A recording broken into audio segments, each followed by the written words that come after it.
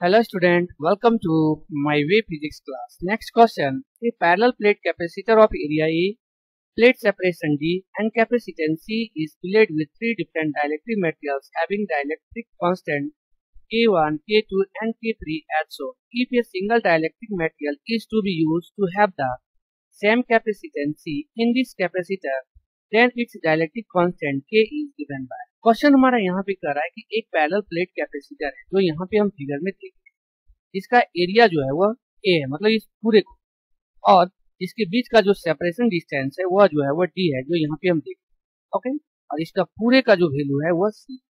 अब कर रहा है कि इस कैपेसिटेंस के अंदर जो है वह तीन अलग अलग डिफरेंट डाइलेक्ट्रिक मटेरियल्स को भरा हुआ है, जिसका डाइलेक्ट्रिक कांस्टेंट जो है एक का K1 है, दूसरे का K2 है और तीसरा का जो है वह K3। तो कह रहा है कि इस तीनों डाइलेक्ट्रिक मटेरियल की जगह अगर हम एक सिंगल डाइलेक्ट्रिक मटेरियल को यूज करते हैं तो उसका जो डाइलेक्ट्रिक कांस्टेंट K होगा उसका वैल्यू कितना होगा उसको हमको यहाँ पे निकालना। तो सॉल्यूशन में हम यहाँ पे देखेंगे सबसे पहले कि जब हमारे पास तीन अलग अलग डाइलेक्ट्रिक मटेरियल हमने लगाया है तो इसका मतलब हमारे पास जो है वह तीन कैपेसिटर जो है वह अलग अलग होगा।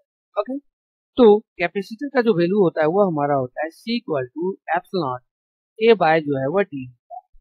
ओके, तो उसी प्रकार से जो हमारा फर्स्ट डाइलेक्ट्रिक मटेरियल हमने डाला है जिसका डाइलेक्ट्रिक कांस्टेंट K है, अगर इसका हम कैपेसिटर का वैल्यू निकाल लेते हैं जिसको हम मान लेते हैं C1, तो ये हो जाएगा हमारा K एप्सिलॉन A। यहाँ पे हम देख रहे हैं A जो है वो हमारा दो भाग में A बाय 2 के फॉर्म में, ये हो जाएगा A बाय 2। ओके, और बाय में जो है वो D है, तो D यहाँ पे हो जाएगा, देख रहे हैं यहाँ से यहाँ तक का ये हमारा हाफ हो जाएगा D बाय 2। इसका मतलब यहाँ पर हम इसको कर देंगे D बाय 2। ओके, तो ये हो जाएगा हमारा K एप्सिलॉन A बाय जो 2 है वह नीचे चला जाएगा और ऊपर चला जाएगा D बाय 2। ओके, तो ये 2 हमारा कट जाएगा, तो हमारे पास जो वैल्यू आ जाएगा वो आ जाएगा K एप्सिलॉन A और बाय में हो जाएगा ये निकल जाएगा हमारा कैपेसिटेंस 1। इसका डाइलेक्ट्रिक कांस्टेंट जो है वह K1।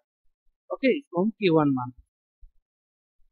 उसी प्रकार से अब हम इसका कैपेसिटेंस ले लेते हैं जिसका डाइलेक्ट्रिक कांस्टेंट जो है वह K2 है। यहाँ पर हो जाएगा K2 और ये हो जाएगा एप्सिलॉन A बाय D हो जाएगा।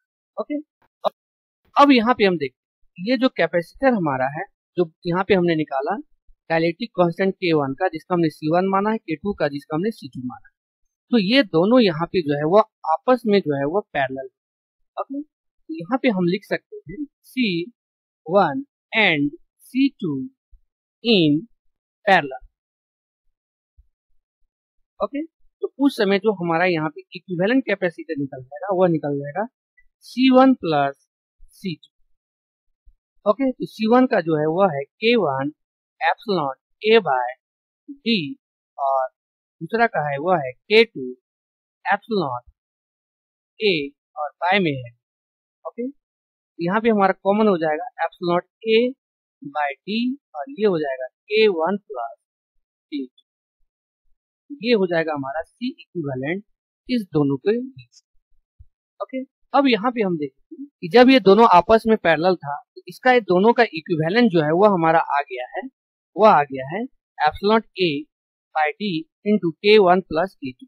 अब हम यहाँ पे देखेंगे ये इक्विवेलेंट वाला जो हमारे पास है यहाँ पे C इक्विवेलेंट ये आ गया है और ये दोनों आपस में जो है अब क्या है कि ये सीरीज है, तो यहाँ पर जो है हमको इस दोनों का जो है वह इक्विवेलेंट कैपेसिटर का वैल्यू निकालना है epsilon A by D into K1 plus K2। अब हम क्या करेंगे, ये जो हमारा डाइलेक्ट्रिक कांस्टेंट K3 है इसका हम कैपेसिटेंस निकाल लेते हैं। इसको अगर हम मान लेते हैं कि ये जो है वह C3, तो यहाँ पर हम निकाल लेते हैं C3 इक्वल टू ये हो जाएगा K3 इसका डाइलेक्ट्रिक कांस्टेंट है, ये हो जाएगा एप्सिलॉन A, ये तो हमारा A ही रहेगा। ओके, यह हुआ A और D जो है वह हो जा रहा है D बाय 2, तो 2 जो है वह ऊपर चल जाएगा। इसका मतलब C3 का वैल्यू आ गया वह आ गया 2 K3 एप्सिलॉन A बाय जो है वह D। ओके, अब यहाँ पे हम क्या करेंगे कि इस पूरे का C इक्विवेलेंट का और इसका C3 का दोनों का जो है हम इक्विवेलेंट कैपेसिटर निकालें। लेकिन यहाँ पे हम देख रहे हैं कि ये दोनों आपस में जो है वह सीरीज में, तो यहाँ पे लिख सकते हैं CE and C3 R series. ये हमारा जब सीरीज में हो जाएगा तो उस समय हो जाएगा 1 बाय, अगर हम इसको इक्विवेलेंट को सी मान लेते हैं, ये हो जाएगा 1 बाय सी ई और प्लस 1 बाय सी 3। तो 1 बाय सी ई का जो वैल्यू आया है सी ई का, वह हमारे पास ये आया है। ओके, तो सी ई का वैल्यू जो यहाँ पे है, इसको अगर हम यहाँ पुट करेंगे तो डी जो है वह ऊपर चला जाएगा और नीचे आ जाएगा एप्सिलॉन ए, और ये हो जाएगा K1 प्लस K2। ओके, और प्लस C3 का वैल्यू अभी हमने यहाँ पे निकाला है, तो इसमें भी क्या होगा कि ऊपर चला जाएगा और यहाँ जाएगा 2K3 एप्सिलॉन। ओके, ये हो जाएगा 1 बाय। अब यहाँ पे हमारा 1 बाय सी हो जाएगा, तो यहाँ पर हम देख रहे हैं डी और एप्सिलॉन ए, ये जो है वो हमारा कॉमन हो जाएगा, तो यहाँ पे बच जाएगा 1 बाय K1 प्लस K2 और ये हो जाएगा 1 प्लस 1 बाय 2K3।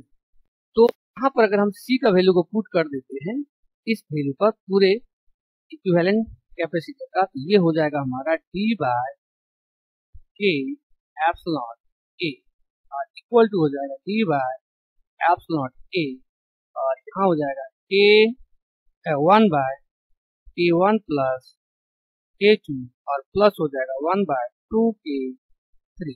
ओके, ये डी एप्सिलॉन ए और ये एप्सिलॉन कट जाएगा, तो हमारे पास जो बच जाएगा वह बच जाएगा 1 by K equal to 1 by K1 plus K2 और प्लस 1 बाय 2K3, ये बच जाएगा। ओके, जो कि हमारा जो है वह आंसर हो जाएगा।